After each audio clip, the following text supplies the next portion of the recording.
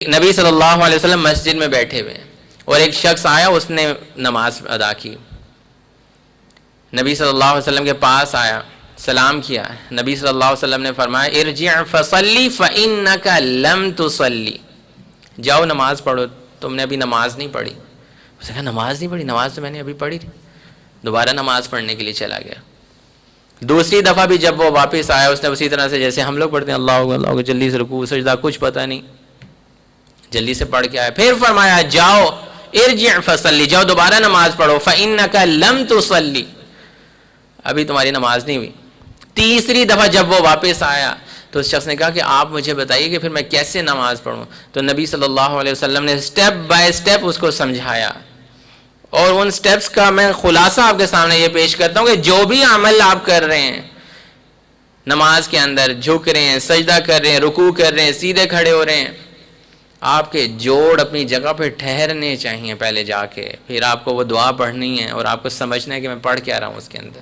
خلاصہ یہ تھا ان باتوں کا کہ جب تم سجدہ کرو، جب تم رکوع کرو، سارا انہوں نے سمجھایا سٹیپ بائی سٹیپ. تو تم جب رکوع کرو تمہارے ہڈیوں کے جوڑ اپنی جگہ پہ ٹھہریں، پھر دعا پڑھو، پھر سیدھے کھڑے ہو، پھر تمہارے جوڑ ٹھہرنے چاہیے. آج کل تو نہ ہمارے سجدے کا پتہ لگتا ہے، نہ ہمارے رکوع کا، کسی بھی چیز کا ہمیں سمجھ، قیام اتنا چھوٹا ہوتا ہے.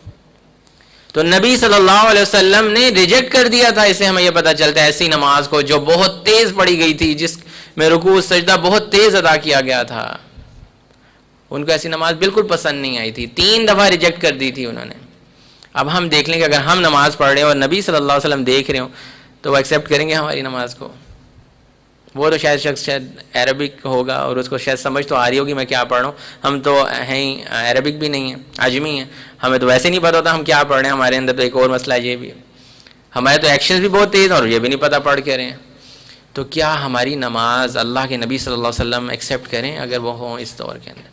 تو یہ ہمیں سمجھنا ہے کہ جتنی ہمیں نماز سمجھ میں آئی ہے حضرت ابن عباس رضی اللہ تعالیٰ عنہ کے قول کے مطابق وہی ہماری نماز کا لیول ہے. ہم خود ہی چیک کر سکتے ہیں، ہر بندہ خود ہی اپنا محاسبہ کر سکتا ہے کہ میری نماز کس لیول کی ہے. سمجھنے کے لیے اللہ سبحانہ و تعالیٰ نے ایسے لوگوں کے اوپر لعنت فرمائی، نمازیوں کے اوپر، عام بندے پہ نہیں جو نماز پڑھتا ہی نہیں. فویل للمصلین، بربادی ہے ان نمازیوں کے لیے.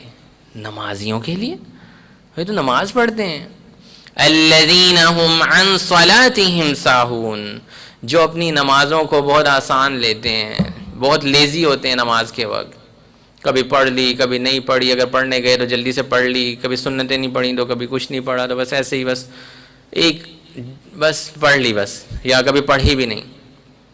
ایسے لوگوں کے بارے میں اللہ سبحانہ و تعالیٰ، آج کل تو ہم کسی شخص کی، کسی مانگنے والے کی، یا کسی بھی ٹرانسجینڈر کی، کسی کی بھی وہ کیا کہتے ہیں وہ سے، یعنی کہ اگر وہ ہمیں کوئی لعنت بھیجنے لگے تو ہم ڈر جاتے ہیں، یہ نہ بدوا دے دے کبھی ہمیں، یہ نہ کہتے کہ تجھے یہ ہونے لگے تو برباد ہو جائے. ہم ان سے ڈر رہے ہوتے ہیں.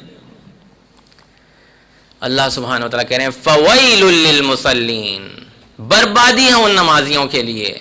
الذین هم عن صلاتهم ساہون، جو اپنی نمازوں کو بہت ایزی لیتے ہیں، کبھی پڑھی نہیں پڑھی، جلدی پڑھی، فٹافٹ پڑھی، کچھ سمجھ آیا پڑھ. اللہ اکبر. اللہ سبحانہ و تعالی ہماری اصلاح فرمائے.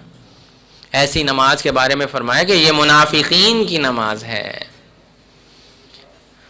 ان المنافقین یخادعون اللہ وهو خادعهم وَإِذَا قَامُوا إِلَى الصَّلَاةِ قَامُوا كُسَالَى.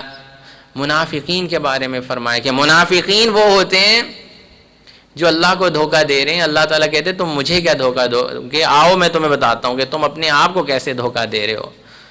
پہلی چیز جو وہ کرتے ہیں وَإِذَا قَامُوا إِلَى الصَّلَاةِ قَامُوا كُسَالَى، جب وہ نماز کے لیے کھڑے ہوتے ہیں تو بہت لیزی ہو کے کھڑے ہوتے ہیں.